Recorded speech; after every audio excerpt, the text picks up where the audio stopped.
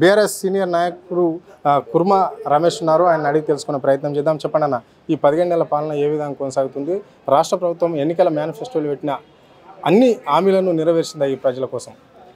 ఈరోజు ఈ 17 నెలల కింద ఏర్పడినటువంటి కాంగ్రెస్ ప్రభుత్వం తెలంగాణ రాష్ట్రంలో అటర్ ఫ్లాప్ అయిపోయింది. ఎందుకంటే వాళ్ళు ఇచ్చిన 6 గ్యారంటీలు అమలు లేవు. 420 హామీలు వాళ్ళు గ్యారంటీలు ఇచ్చారు. ఏ గ్యారంటీకి అమలు లేకపోవడము దురదృష్టకరం. ఈరోజు రేవంత్ రెడ్డి పొద్దున లేసి అబద్ధాలని ఒల్లివేస్తూ టైంపాస్ చేసుకుంటూ ఆయన కాలం గడుపుకుంటున్నాడు. ఆయన కుర్చీ ఉంటుందో ఊడిపోతుందో అనే భయంతో ఒక అయోమయంలో ఉన్నాడు.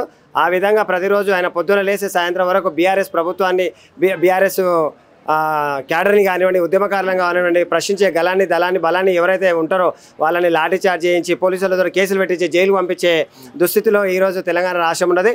మా బాపు 10 సంవత్సరాలు కేసీఆర్ గారి పరిపాలనలో సస్యశ్యామలం ఉన్నటువంటి మా తెలంగాణ రాష్ట్రాన్ని ఈయన వచ్చి గుంపు మేస్త్రి వచ్చి ఆ రాష్ట్రాన్ని దుస్థితి పరిపాలన చేసుకుంటూ ఈరోజు ఎవరు ప్రశ్నించినా ఎవరు మాట్లాడినా ఒక ఉగ్రవాదులాగా క్రియేట్ చేస్తూ జైలుకు పంపించడమే ఒక సంస్కృతిగా విష సంస్కృతి తెలంగాణ రాష్ట్రం మీద నాడుతున్నటువంటి రేవంత్ రెడ్డి గారికి ఇప్పటికైనా జ్ఞానోదయం కావాలని చెప్పి మనస్ఫూర్తిగా భగవంతుని కోరుకుంటున్నా. మీరు ఇచ్చినటువంటి హామీలను వెంటనే నెరవేర్చే ప్రయత్నం చేయండి. ఇంకా మిగిలింది 3 సంవత్సరాలు, అందులో 1 సంవత్సరం లాస్ట్ ఏముండదు, ఇంకా 2 సంవత్సరాలే. కాబట్టి దయచేసి మీరు కేసీఆర్ గారిని, కేటీఆర్ గారిని, కవితక్కని, హరీష్ అని ఇలాంటి బీఆర్ఎస్ క్యాడర్ని విమర్శించకుండా మీరు ప్రజలకు ఇచ్చినటువంటి హామీలను నెరవేర్చాలని చెప్పేసి నేను రేవంత్ రెడ్డికి ఒకటే విన్నపిస్తున్నా. బిడ్డ ఒకటే చెప్తున్నాం, మొన్న మేము 10 లక్షలతోటి సభ పెడితే 25 లక్షల మంది సభకు రావడం జరిగింది. అప్పుడే మీరు అనుకోవాలి మీ వైఫల్యానికి ఒక నిదర్శనం అని చెప్పేసి. ప్రతిరోజు కేసీఆర్ని విమర్శించడం కాదు, ప్రజలకు ఇచ్చినటువంటి హామీలను నెరవేర్చే ప్రయత్నం మీరు చేయాలని చెప్పేసి ఒకసారి మీకు రేవంత్ రెడ్డికి, కాంగ్రెస్ ప్రభుత్వానికి విజ్ఞప్తి చేస్తున్నాం. ప్రభుత్వ ఉద్యోగాలకు జీతాలు ఇచ్చే పరిస్థితి లేదు ఈ రాష్ట్రంలో అంటున్నాడు. మరి మీరు ఎట్లా చూస్తారు దీన్ని?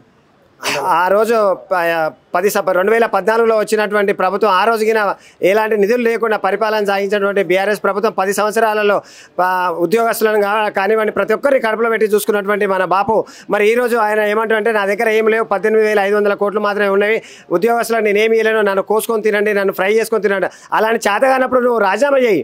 మా బాపు మళ్ళీ 2 నెలల్లో వస్తాడు, మళ్ళీ ఒక 6 నెలల బ్రహ్మాండమైన తెలంగాణ తయారు చేసే దమ్ము ధైర్యం ఉన్న లీడర్ ఈ ప్రపంచంలో కాదు ఈ భారతదేశానికి ఒక మునగాడు మా కేసీఆర్ గారు అని చెప్తున్నాం. చేత కాకపోతే రాజీనామా చేయి, అంతేగాని అందాల పోటీలు అని చెప్పేసి ఇప్పుడు ఈరోజు భారతదేశం ఉగ్రవాదులతోటి సతమతం అవుతున్న సమయంలో ఈరోజు అందాల పోటీలు అని చెప్పేసి 200 కోట్లు మీరు ప్రజలకు ఏ విధమైన సందేశాన్ని ఇవ్వాలి. ఈరోజు ఉద్యోగస్తులకు మీరు నిధులు లేవంటున్నారు, 200 కోట్లు పెట్టి అందాల పోటీలు పెట్టే దుస్థితిలో ఈ తెలంగాణ రాష్ట్రం తెచ్చిన రేవంత్ రెడ్డి ఒక్కసారి సిగ్గుచేటు. దయచేసి మీరు అర్థం చేసుకోవాలి, ఈ అందాల పోటీలుగా మీరు నిర్వహిస్తే యావత్ భారతదేశంలో తెలంగాణ రాష్ట్రం చెడ్డ పేరే వస్తుందని చెప్పేసి నేను తెలియజేస్తున్నాను. చెప్పండి, ఎట్లా ఉంది రేవంత్ రెడ్డి సర్కార్ 16 నెలల పాలన? అందరికీ నమస్కారం. రేవంత్ రెడ్డి పరిపాలన అనేది అందరు చూస్తూనే ఉన్నారు. అన్ని జూటా మాటలు, అబద్ధపు వాగ్దానాలు, ఇవన్నీ 420 మాటలు, ఇవన్నీ రేవంత్ రెడ్డి చేసే ఏ అయితే ఉన్నాయో ప్రజలందరూ చూస్తూనే ఉన్నారు. ఈ 16 నెలల్లో ఆయన పీకింది ఏం లేదు, చేసింది ఏం లేదు. జనాలందరూ కూడా ఇప్పటికిప్పుడు ఎలక్షన్లు వస్తే రేవంత్ రెడ్డిని గద్దె దించాలని ప్రతి ఒక్క చిన్న పిల్లోడితో సహా రేవంత్ రెడ్డిని గద్దె దించాలని చిన్న పిల్లోడితో సహా కూడా కోరుకుంటున్నారు. 10 ఏళ్ళు ఇక్కడనే అధికారంలోనే ఉంటాము, ఎవరు ఎన్ని పన్నాగాలు వేసినా ఎంత చేసినా ఇందిరమ్మ రాజ్యంలో ప్రజలు మాకు చాలా దగ్గరగా ఉన్నారు, కావాలనే బీఆర్ఎస్ పార్టీ మమ్మల్ని టార్గెట్ చేసి ప్రజలకు దూరం చేసే విధంగా విష ప్రచారం చేస్తున్నారు అని చెప్పేసి ముఖ్యమంత్రి అంటుండే. ఈ వాక్యాలను ఎట్లా చూస్తారు మీరు? జూబ్లీ హిల్స్లో ఇంట్లో ఆయన కలలు కంట అన్నట్టుంది. అట్లా ఇంట్లో కూర్చొని పడుకొని రాత్రిపూట పగటి కళలు, రాత్రిపూట పడుకున్నప్పుడు కూడా గివే కళలు కంటున్నట్టుంది. ఏం జరుగుతుందో బయటకు వచ్చి జనాలు ఏం చేస్తున్నారు, బయట జనాలు ఆయన ఏపాటికి ఎట్లా తిడుతున్నారు ప్రజలు, అది చూస్తే బెస్ట్. ఆయన పక్కపొంటి కూడా ఎవరైతే ఉన్నారో ఆయన దగ్గర ఉన్న మంత్రుల గురించి కూడా విమర్శలు చాలా ఉన్నాయి. అసలు ఈ ప్రభుత్వం అనేదే ఎంత గలీజ్ ప్రభుత్వం, ఇట్లాంటి ప్రభుత్వాన్ని మనం ఎన్నుకున్నామా, కేసీఆర్ లాంటి వాళ్ళని మనం పోగొట్టుకున్నాం అని చెప్పి ప్రజలు ఎంత బాధపడుతున్నారు అనేది బయటికి వచ్చి చూస్తే కానీ తెలుస్తుంది. మొన్న మన 25 సంవత్సరాలు పూర్తి చేసుకున్నందుకు బీఆర్ఎస్ పార్టీ పెట్టిన సభలోనే అందరికీ అర్థమై ఉంటుంది. ఏదైతే కాంగ్రెస్ ప్రభుత్వం ఉంటుందో ఆ ప్రభుత్వానికి అర్థమై ఉంటుంది. బీఆర్ఎస్ పార్టీ పెట్టిన 25 ఏళ్ళ సభను వరంగల్లో అటర్ ఫ్లాప్ అంటే అన్ని కుర్చీలే కనిపిస్తున్నాయి, జనాలు కనిపించలేరు అని చెప్పేసి కాంగ్రెస్ నేతలు అంటున్నారు. ఈ వాక్యాలను మీరు ఎట్లా చూస్తారు? అసలు కళ్ళు దొబ్బినాయా వాళ్ళకి? కళ్ళు ఏమన్నా దొబ్బినాయా లేకపోతే కళ్ళజోళ్ళు పెట్టుకొని చూస్తే మంచిది. ఎట్లా ఏంది అనేది అందరికీ తెలుసు. ఎంతమంది ప్రజలు ఎంతమంది జనాలు వచ్చారు. ఒక సునామీ లాగా వచ్చారు జనాలంతా. అది చూసి కూడా ఓర్వలేక ఏదో దుష్ప్రచారం ఇదే దుష్ప్రచారం చేసిండు 2023 ఎన్నికల్లో కూడా ఇదే దుష్ప్రచారం చేసి ప్రజలకు మాయ మాటలు చెప్పి చెప్పి ఇదే మాటలు అబద్ధపు మాటలు చెప్పి 420 మాటలు చెప్పి ఆయన ప్రభుత్వంలోకి వచ్చిండు. కాంగ్రెస్ ప్రభుత్వం వచ్చింది. ఇప్పుడు మళ్ళీ అదే విషయం మళ్ళీ అదే జూటా మాటలు మాట్లాడుకుంటా రేవంత్ రెడ్డికి ఇదే రేవంత్ రెడ్డి ఇట్లనే చేసుకుంటూ పోతూ ఉంటాడు. ఇట్లా చేసుకుంటూ పోతే రేవంత్ రెడ్డికి చెప్తున్నా కదా, రేపు జనాలు బయటికి పోతే మాత్రం జనాలు డెఫినెట్గా రేవంత్ రెడ్డిని బయట ఎక్కడన్నా కారు దిగి సెక్యూరిటీ లేకుండా కారు దిగి అన్న ఉండమనండి. ప్రజలు వచ్చి ఆయన కొట్టడానికి కూడా ఆయన కాదు, ఇదైతే పక్కా. సో ఇప్పుడు ఇక్కడ ప్రభుత్వ ఉద్యోగాలకు జీతాలు ఇచ్చే పరిస్థితి కూడా లేదు అని చెప్పేసి ముఖ్యమంత్రి అంటున్నాడు. మరి వాక్యాలను ఎట్లా చూస్తారు మీరు? 200 కోట్లు మిస్ వరల్డ్ అని చెప్పి 200 కోట్లు పెట్టి మిస్ వరల్డ్ ఖర్చు పెడతాడు. అదే ఆ 200 కోట్లతోని ఎవరైతే పెన్షనర్స్ ఉన్నారో, ఎవరైతే ఇప్పుడు డిఏలు వాళ్ళకి గవర్నమెంట్ ఎంప్లాయీస్ ఉన్నారో, గవర్నమెంట్ ఎంప్లాయీస్లకు ఆ 200 కోట్లు పెట్టి నువ్వు చేయొచ్చు కదా.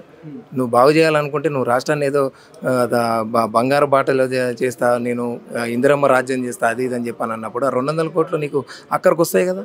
దేనికొక దానికి ఇప్పుడు నీకు ఎంప్లాయీస్ ఎవరైతే ఉన్నారో వాళ్ళు నీకు ఓట్లు లేకుంటేనే నువ్వు గెలిచినావా? ఎంప్లాయీస్ దగ్గర పోయి నువ్వు ఎంత దుష్ప్రచారం చేయలేదు, నువ్వు ఎన్ని మాటలు మాట్లాడలేదు, నువ్వు కేసీఆర్ గురించి కానీ బీఆర్ఎస్ ప్రభుత్వం గురించి కానీ ఎన్ని అబద్ధపు ప్రచారాలు చేసినావు. 200 కోట్లు పెట్టి నువ్వు ఈ పని చేస్తున్నావు. ఇంకోటి, ఇప్పుడున్న భారత సైన్యం అక్కడ అంతా ఇబ్బందిలో ఉండి ఇప్పుడు మనకు ఒక వైపు నుంచి ఇది పాకిస్తాన్ ఇండియాకి యుద్ధం జరుగుతుంటే ఇప్పుడు నీకు ఈ అందాల పోటీలు అవసరమా? కనీసం నేనైతే చూడలేదు. మరి కనీసం భారత్ పాక్ జరిగింది, ఆ పిల్లోడు ఆ నాయక్ అనే అబ్బాయి చనిపోయిండు. ఆ అబ్బాయి చనిపోయినందుకు కనీసం మద్దతుగా ఆ పిల్లోడు ఇట్లా చనిపోయిండు, అది ఇది వాళ్ళకు మాత్రం ఎవరికైనా కొడుకే కదా, వాళ్ళకి ఎంత క్షోభ ఉంటుంది. కొడుకు చనిపోయిండు, అది ఇది అని దేశం గురించి చచ్చిపోయిండు, సరే గర్వంగా ఉంటుంది. ఈ రాష్ట్రానికి మళ్ళీ సంబంధించిన మనిషి ఇప్పుడు నీ కనీసం మినిమం నువ్వు చదువుకున్న కొంచెం నీ హాఫ్ నాలెడ్జ్ కాకపోతే ఏంది, అన్ని పిచ్చి ఆలోచనలు పిచ్చే వరాలు చేయటం తప్ప రేవంత్ రెడ్డి చేసే అన్నీ రేవంత్ రెడ్డి నెక్స్ట్ టైం రేవంత్ రెడ్డి ఏదో అనుకుంటాను, కానీ రేవంత్ రెడ్డి రావటం అనేది రేవంత్ రెడ్డి కూడా గెలవడు. Okay, right. చివరిగా అంటే ఇప్పుడు వచ్చేది స్థానిక సంస్థల ఎన్నికలు ఉన్నాయి, ఎట్లుండబోతుంది అంటే సిటీ అవుట్స్కట్టే కావచ్చు, సిటీలనే కావచ్చు, అర్బన్లో కావచ్చు, రూరల్లో కావచ్చు, ఏ విధంగా ఉండబోతుంది మరి పోటీ? అంటే బీఆర్ఎస్ బీజేపీ, కాంగ్రెస్ బీఆర్ఎస్ లేదా కాంగ్రెస్ బీజేపీ? కాంగ్రెస్ అనేది లేదు. కాంగ్రెస్ అనేది మీరు అసలు దాని గురించి మాట్లాడటం కూడా వేస్టే. ఒకటే పార్టీ ఉంది, ఓన్లీ బీఆర్ఎస్కి పోటీ వచ్చే పార్టీ ఏది లేదు, ఓన్లీ బీఆర్ఎస్. అసలు స్థానిక సంస్థలు ఎన్నికలు పెడతాడా అది చూసుకోండి ఫస్ట్. ఇది పరిస్థితి. అంటే కాంగ్రెస్ ప్రభుత్వం స్థానిక సంస్థల ఎన్నికలు పెట్టాలంటేనే భయాందోళన చెందుతుంది అని చెప్పేసి కూడా కార్తిక్ చెప్పడం అనేది అయితే జరిగింది. కెమెరా పర్సన్ ప్రవీణ్ తో అరుణ్, ఆది టీవీ, హైదరాబాద్.